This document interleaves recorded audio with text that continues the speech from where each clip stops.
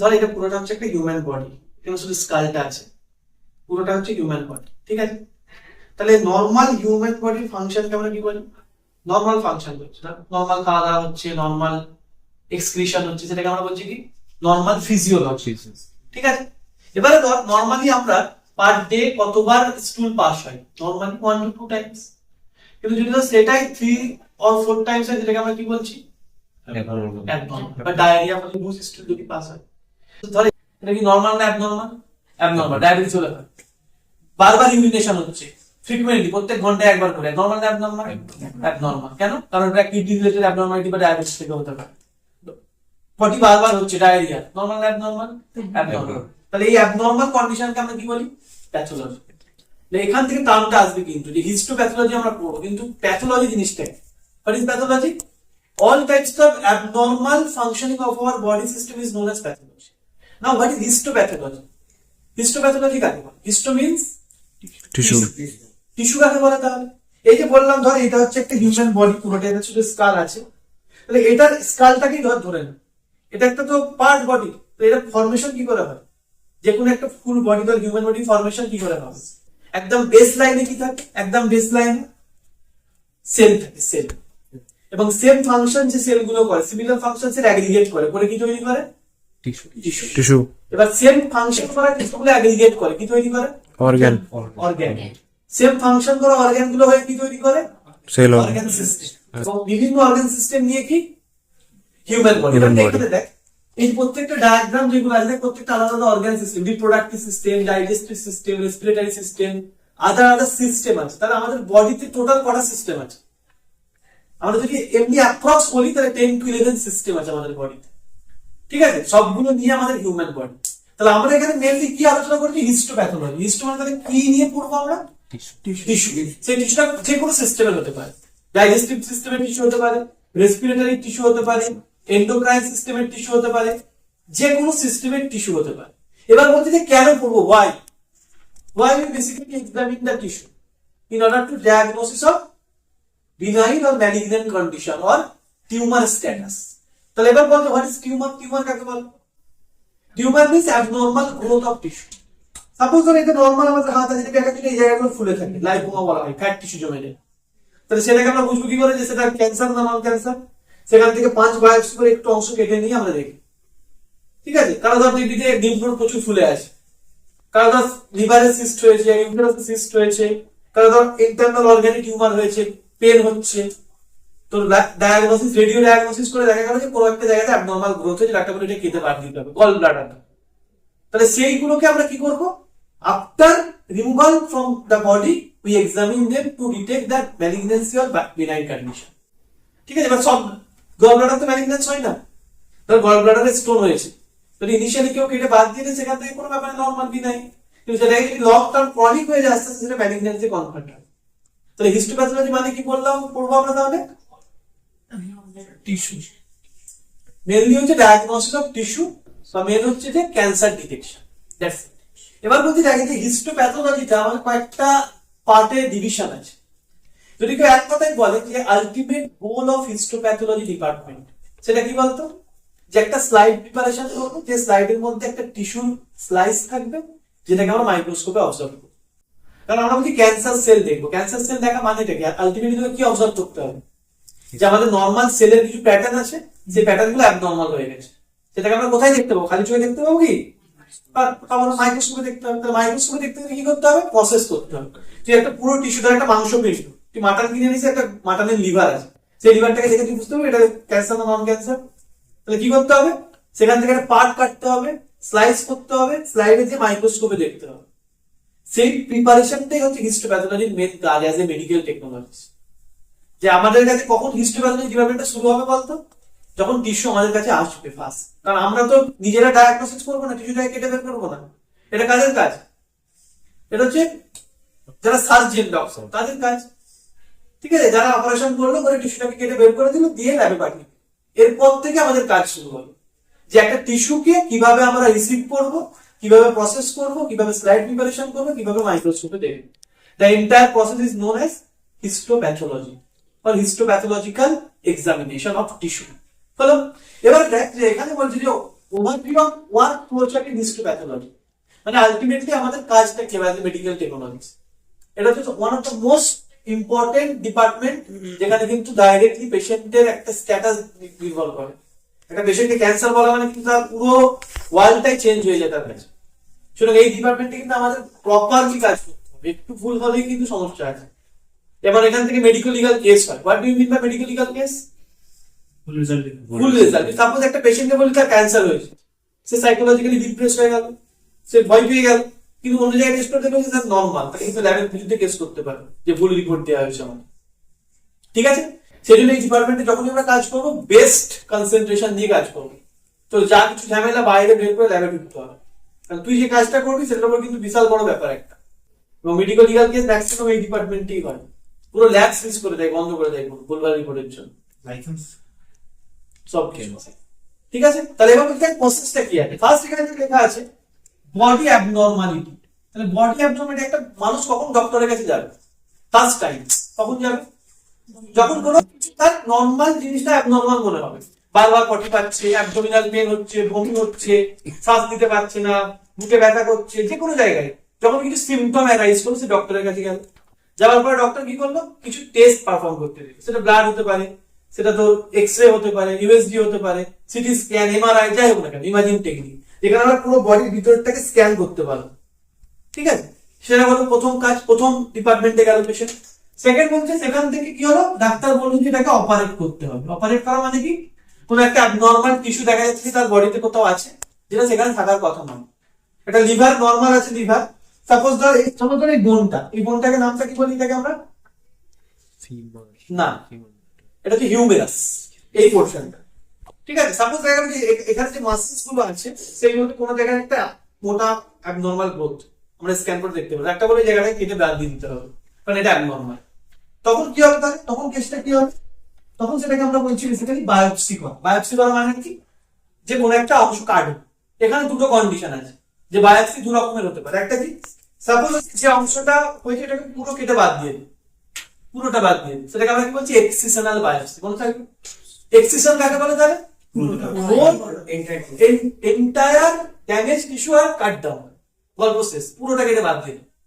আর incisional biopsy কাকে বলে? না थोड़ा सा ধরো ইন্টেস্টাইনে কিছু হয়েছে, তাহলে পুরো ইন্টেস্টাইনটাকে আমরা বাদ দিতে পারি না। তাহলে আমরা কি করবো? কোলোনোস্কোপি করতে পারি। আমাদের অ্যানাল রিজিয়ন থেকে একটা ছোট্ট পাইপের মতো ক্যামেরা দিয়ে ঢুকিয়ে সেই কোনো জায়গাটা অ্যাবনরমাল সেই জায়গাটা কেটে বের করতে পারি। বা ধর এন্ডোস্কোপি, গলা দিয়ে নাক দিয়ে কিছু ঢুকিয়ে আমরা কি করি? স্টোমাক থেকে কিছু অংশ কেটে বের করতে পারি। ল্যারিঙ্গোস্কোপি, ল্যারিংস থেকে কিছু কেটে বের করতে পারি। যেগুলো ইনস্ট্রুমেন্টের সঙ্গে অল্প অ্যামাউন্ট কেটে বের করবো, পুরোটা না। কেন? কারণ আমরা দেখবো যে সেটা বিনাইন না ম্যালিগন্যান্ট। যদি ম্যালিগন্যান্ট হয় তখন ফার্দার প্রসেস যাবে, যদি ম্যালিগন্যান্ট না হয় তাহলে পুরোটা কেটে লাভ নেই। সেটাকে আমরা বলছি কি? তাহলে incisional biopsy. What is incisional biopsy? When a small parts of tissue are cut down to the instrumentation. এই যে বললাম হাতে কোনো একটা জায়গায় লাইপোমা হয়েছে, ফ্যাট টিস্যু জমে গেছে, পুরোটা কেটে বাদ দিয়ে দিবি? প্রথমে একটু স্মল অ্যামাউন্ট কেটে দেখলাম, তুই দেখলাম ফিরে বললাম পেশেন্টকে থাক, কোনো প্রবলেম নেই, কোনো সমস্যা নেই। আর যদি দেখি যে হ্যাঁ ম্যালিগন্যান্ট হতে পারে, তখন বললাম যে বাদ দিয়ে দিই। কারণ লাইপোমা সাধারণত একটা জায়গায় হয় না, যা হয় দেখবি এখানে এখানে এখানে ভর্তি হয়ে যায়, অনেক পার্টে হয় বলে। সবগুলো তো অপারেশন করা বিশাল খরচ হবে। তাহলে আগে দেখে নিই যে কি আছে নেচারটা। সেটা হচ্ছে বায়োপসি দুই রকমের বললাম, এক্সিশনাল আর ইনসিশনাল। ক্লিয়ার? 100%। নেক্সট হচ্ছে দেখ টিস্যু প্রসেসিং। প্রসেস করা কাকে বলে? What do you mean by processing? ধর একটা মাংস বাড়িতে বাজার থেকে তুই কিনে আনলি, তুই বাড়িতে রাখবি বিরিয়ানি। তাহলে মাংসটাকে তুই বলবি কি যে মন্ত্রতন্ত্র করে এরকম দিয়ে যে বিরিয়ানি হয়ে যায়, সঙ্গে সঙ্গে হয়ে যাবে? গুপি গাইন বাঘা বাইনের মতো প্লেট নিয়ে বসে বিরিয়ানি যা হলো হয়ে যাচ্ছে, হবে না তো। কি করতে হবে? প্রসেস করতে হবে। প্রসেস করা মানে কি? সেটাকে ধুবি ভালো করে, চাল আনবি, মশলা দিবি, দিয়ে মাখিয়ে বিরিয়ানি করে তবে ফাইনাল প্রোডাক্ট তৈরি হবে। টিস্যু প্রসেসিং মানে কি? একটা টিউমার সেল এলো, বড় টিউমার, ইউটেরাস কেটে বাদ দিয়ে দিয়েছে, তুই সেই ইউটেরাসটাকে কি একটা স্লাইডে চাপিয়ে দিতে পারবি? হবে না তো। তাহলে আমরা কি করবো? সেটাকে প্রসেস করবো। প্রসেস করা মানে কি? আলটিমেটলি আমাদের কি দরকার? এটা কোথায় গেলে আলটিমেটলি আমাদের 2 থেকে 3 মাইক্রনের একটা টিস্যু স্লাইস দরকার। মানে একটা স্লাইডে আমাকে পাতলা টিস্যুকে বসাবো 2 থেকে 3 মাইক্রন। তার বলতো 2 থেকে 3 মাইক্রন মানে কতটা থিকনেস? বাড়িতে গোল করে শশা কাটা দেখেছিস? একটা গোল শশা কাটা 50 মাইক্রন, সেখানে 3 মাইক্রন মানে তুই ফিলই করতে পারবি না, এতটাই পাতলা হবে। সেটাকে তুই হাতে করে কাটতে পারবি ছুরি দিয়ে? তাহলে একটা ইনস্ট্রুমেন্ট লাগবে। তো এই পুরো প্রসেসটাকে আমরা বলছি টিস্যু প্রসেসিং, যেখানে আমাদের after receiving of the tissue or biopsy sample we must follow different types of process to produce a slide. এটাকে আমরা বলি টিস্যু প্রসেসিং। তাহলে প্রসেসিং এর মধ্যে কি কি পরে প্রসেস গুলো দেয়? ফার্স্ট হচ্ছে গ্রসিং। গ্রসিং কাকে বলে? গ্রসিং মানে হচ্ছে large part of the tissue cut down. Good, large part থেকে ছোট পার্টে কাটে। আমরা একটা বড় থেকে একদম পাতলা কাটতে পারবো কি? আগে বড় থেকে একটা ছোট অংশ কাটলাম, সেখান থেকে প্রসেস মানে স্টেপ বাই স্টেপ প্রসেসে যাবো। তোরা ডাইরেক্টলি এখানে আসবি না, আগে আমাদের করতে হচ্ছে 1 2 3 4 তবে তো এখানে এসেছি। সেরকম একটা লার্জ টিস্যু এসছে, ধর বড় একটা, এখান থেকে একটা পাতলা সাইজ কাটা ইম্পসিবল। যতক্ষণ আমরা সেখান থেকে একটা মিডিয়াম সাইজ কাট করছি, দেন সেখান থেকে আমরা একটা স্লাইস কাট করবো। তাহলে এটাকে আমরা বলছি গ্রসিং করা।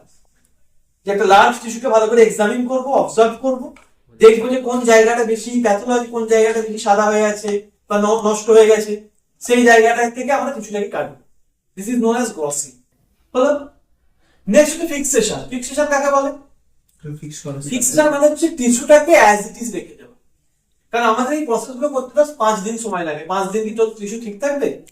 খারাপ হয়ে যাবে। ইভেন একটা মাংস কিনে 2 ঘন্টা রাখলে সেখান থেকে জল কাটতে শুরু করে, তাহলে টিস্যু কিভাবে 5 দিন 1 মাস ঠিক থাকবে? তাহলে ফিক্স মানে হচ্ছে অরিজিনাল তার স্ট্যাটাসটাকে ফিক্স করে দেওয়া, যেটা আমরা বলি স্ট্যাচু করা। স্ট্যাচু মানে কি? যখন আমরা স্ট্যাচু বলি যেরকম পজিশন আছে সেরকম পজিশনে থেকে যেতে পারে। টিস্যুটাকে আমরা ফিক্স করবো। তার মানেটা কি? টিস্যুর কালার, সাইজ, শেপ, অ্যাপিয়ারেন্স, তার nodular structure, hard structure, soft structure, যা ছিল টিস্যুটা বডিতে অ্যাজ ইট ইজ থাকবে। উইথ মিনিমাল চেঞ্জেস হতেই পারে, কিন্তু ম্যাক্সিমাম কোনো চেঞ্জ আসবে না। সেটাকে আমরা বলছি ফিক্সেশন। মনে থাকবে? সিম্পলি আগে পুরো জিনিসটাকে মনে রাখ, তবে আমরা স্টেপ বাই স্টেপ যেতে পারবো। বোঝা গেল? তাহলে ফিক্সেশন কাকে বলে? Fix the tissue as it is, as there natural state, যেটা আমাদের বডিতে ছিল। ব্যাস। তার জন্য আমরা বিভিন্ন কেমিক্যাল ইউজ করতে পারি। পরের কথা সেটা নর্মাল দেন ফরমালিন দিয়ে সব জায়গায় করে, ফরমালিন দিয়ে ফিক্স করা হয়েছে। ঠিক আছে। নেক্সট হচ্ছে ডিহাইড্রেশন। ডিহাইড্রেশন মানে কি? Dehydration means we remove the water from the tissue. কেন? কারণ আদার প্রসেস গুলো যাতে কম্প্যাটিবল হয়। কম্প্যাটিবল মানে কি? কম্প্যাটিবল মানে হচ্ছে স্টেপ বাই স্টেপ প্রসেস গুলো বিভিন্ন কেমিক্যাল টিস্যুর মধ্যে এন্টার করবে। তাহলে আমাদের যদি টিস্যুর মধ্যে জল থাকে, সেই কেমিক্যাল গুলো এন্টার করবে না। সেই জন্য আমরা ডিহাইড্রেশন মানে টিস্যু থেকে জল বের করবো। এর জন্য আমরা কি ইউজ করি? অ্যালকোহল। গুড। ডিক্যালসিফিকেশন। ডি মানে কি? রিমুভ করা। ক্যালসিয়াম। যেমন ধর এখান থেকে আমাদের এরকম একটা এটার নাম কি? এই যে এটা আছে এখানটা, এটাকে কি বলি? কলারবোন। ক্লাভিকেল বলা হয়। ঠিক আছে। ধর এইটাকে আমরা ফিক্স করব, মানে কাটবো। এটাকে কাটতে হবে, এটা শক্ত, ক্যালসিয়াম আছে। তাহলে এটাকে আমরা কি করবো? এরকম যদি কোনো বোন আছে, বোন বা ক্যালসিফাইড টিস্যু, সেটাকে আমরা কিছু স্ট্রং অ্যাসিডে চুবিয়ে রাখবো, তারপরে এখান থেকে ক্যালসিয়াম গুলো রিমুভ হয়ে যাবে, এটা শক্ত হয়ে যাবে, তখন এটাকে কাটতে পারবো। ঠিক আছে। এরকম বোন জন্য বা ক্যালসিফাইড টিস্যুর জন্য। কারণ এগুলোকে তুই তো কাটতে পারবি না, কি দিয়ে কাটবি? এটা তো আর সেই মাংসের দোকান না যে বড় থাপ্পড় দিয়ে এরকম করে মেরে মেরে কাটছে, হবে না তো। 2 থেকে 3 মাইক্রন করতে হবে। তাহলে কি করবে? এখানে এটাকে কি করবো? স্ট্রং অ্যাসিড, নাইট্রিক অ্যাসিড বা উইক অ্যাসিড, ফর্মিক অ্যাসিড বা এডিটিএ চুবিয়ে দেবো। দেওয়ার পরে সার্টেন টাইমের পরে যাবে, এটা ক্যালসিয়াম গুলো রিমুভ হয়ে যাবে। This is known as ডিক্যালসিফিকেশন। এটা কি সবার ক্ষেত্রে লাগবে? না। কার ক্ষেত্রে লাগবে? Only calcified tissue. সেই জন্য এখানে লেখা আছে, এটাকে বক্স করে দিয়েছি আমি, এটা সবার জন্য না। Those tissue contain the calcium. Next হচ্ছে ক্লিয়ারিং। ক্লিয়ারিং মানে কি? সকালবেলা আমাদের মুখ তো সসপিট অবশ্যই ধুই। কেন বলতো? কারণ আমাদের ফ্রেশনেস আসবে না হলে। ঠিক আছে। সেই জন্য ক্লিয়ারিং মানে হচ্ছে টিস্যুটাকে ভালো করে আমরা জাইলিন দিয়ে ওয়াশ আউট করে, যাতে টিস্যুটা ক্লিয়ার হয়ে যায়। টিস্যুটার মধ্যে যে ফ্লুইড ছিল, ব্লাড লেগেছিল, এগুলো সব রিমুভ আউট হয়ে যাবে, টিস্যুটা ফ্রেশ অ্যাপিয়ারেন্সে আসবে। This is known as clearing. Simple step, এমন কিচ্ছু না। জাইলিন দিয়ে এগুলো আমরা ডিটেইলস পড়বো, জাস্ট আইডিয়া। সাবজেক্টটাতে কি আছে জাস্ট এই আইডিয়া থাকে, ভাইভাকে ট্র্যাক করে দিবি। কারণ ভাইভাতে ডিপারে যাবে না, তোকে ওভারঅল যদি আইডিয়া থাকে বলতে পারিস, দ্যাটস ইট। ঠিক আছে। নেক্সট হচ্ছে ইমপ্রেগনেশন। ইমপ্রেগনেশন মানে কি? সাপোজ আমি বললাম যে ধর এইটা ধর টিস্যু। ঠিক আছে। ধর এটা হচ্ছে টিস্যু, একদম ছোট্ট টিস্যু। এটাকে কাটবো, তার জন্য এটাকে আমরা ধরতে পারবো না। তাহলে আমরা কি করবো? এমন একটা জিনিসের মধ্যে এটাকে ফিক্স করে দেবো, যেটা অনেক বড় অ্যাপিয়ারেন্স দেবে, যেটা শুদ্ধ আমরা টিস্যুটাকে ধরতে পারবো। ইমপ্রেগ মানে যে টিস্যুর মধ্যে আমরা প্যারাফিন দিয়ে দেওয়ার পরে একটা ব্লক মেটেরিয়াল তৈরি করি। দেখ লেখা আছে ইমপ্রেগনেশনের পরেই লেখা আছে ব্লক। সাপোজ হচ্ছে তোর এটা টিস্যু ছোট, এটাকে আমরা ধরতে পারবো না, আমরা টিস্যুটার চারপাশে প্যারাফিন দিয়ে দিলাম, তাহলে পুরোটা হলে একটা ব্লক হয়ে গেল। সেটাকে আমরা ইজিলি হ্যান্ডি হলো সেটা আমরা ধরতে পারবো, ধরার পরে মেশিনে দিয়ে কাটবে machine. This is known as impregnation end block making. যে আমরা এখানে কি ইউজ করি বলতো? প্যারাফিন প্যারাফিন ওয়াক্স বা মোম। এটা ছাড়াও মানে অনেক মেটেরিয়াল থাকতে পারে, জিলাপিন হতে পারে, আগার হতে পারে, যাই হোক না কেন। মানে কি করছে? সাপোর্ট দিচ্ছে একটা। কিসের সাপোর্ট দিচ্ছে? ডিউরিং দ্য সেকশন কাটিং তাতে সাপোর্ট দেবে একটা, এবং একটু শক্ত করছে। কেন শক্ত করছে?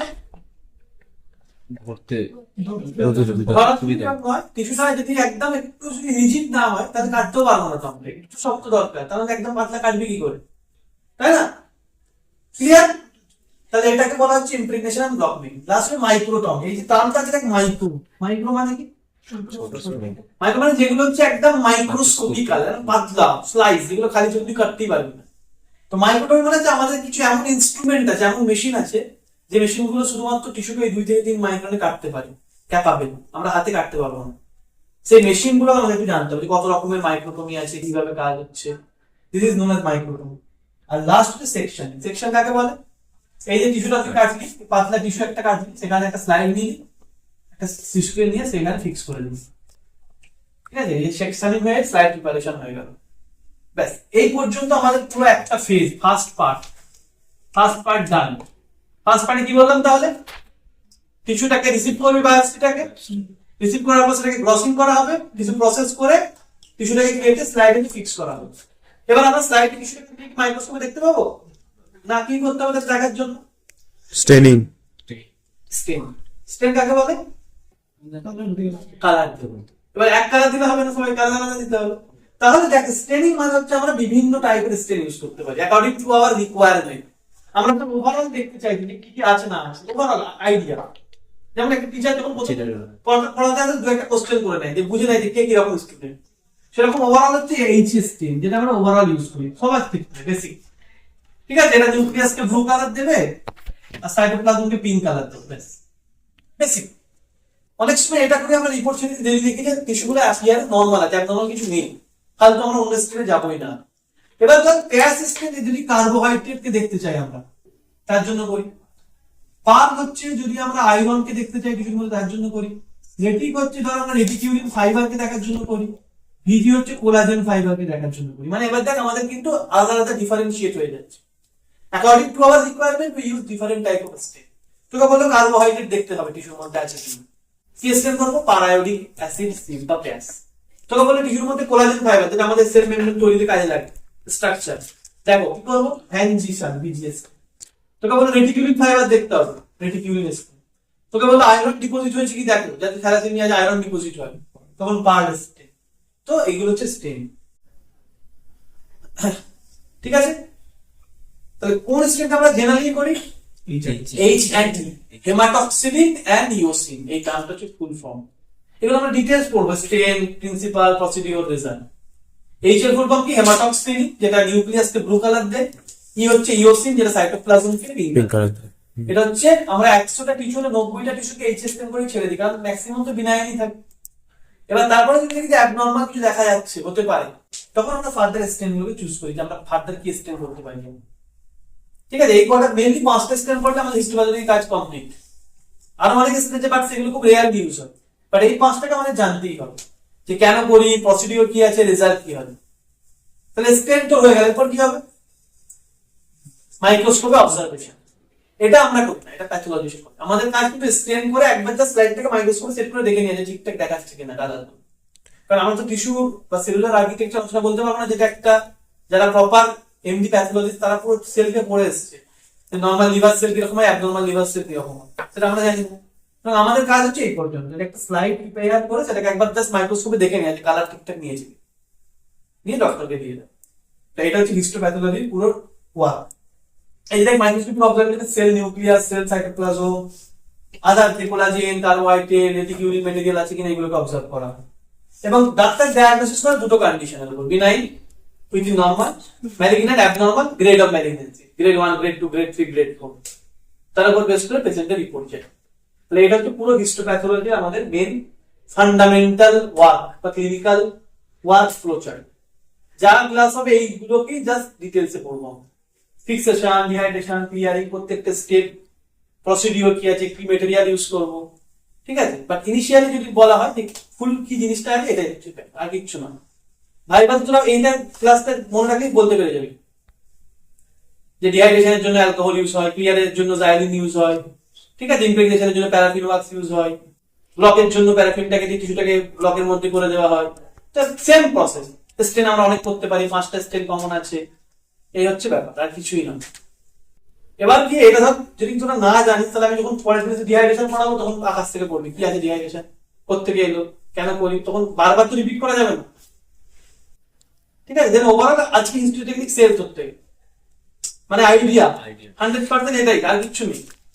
এরপর আমরা প্রত্যেকটা স্টেপকে ডিটেইলসে পড়তে হবে, তার জন্য সব ফিক্সেশনের জন্য ফর্মালিন কমন ইউজ করি। এবার ফিক্সেশনটা দেখ আমরা পড়বো যখন, তখন ডিটেইলসে পড়বো যে ফিক্সেশন কাকে বলে, আইডিয়াল ফিক্সেটিভ কি হতে পারে, কি কি টাইপের ফিক্সেশন হয়, কোনটা লিম্ফ নোডের জন্য ইউজ করব, কোনটা টিস্যু গুলো ফ্যাট হলে ইউজ করব, কোনটা ব্রেন টিস্যুর জন্য ইউজ করব, অনেক ফিক্সেশন আছে যেগুলো আমরা ডিটেইলস পড়বো। বাট ইনিশিয়ালি আমরা বলছি যে ফর্মালিন কমন ইউজ করা, নিউট্রাল বাফার ফর্মালিন, এইটা হচ্ছে আইডিয়া। ক্লিয়ার?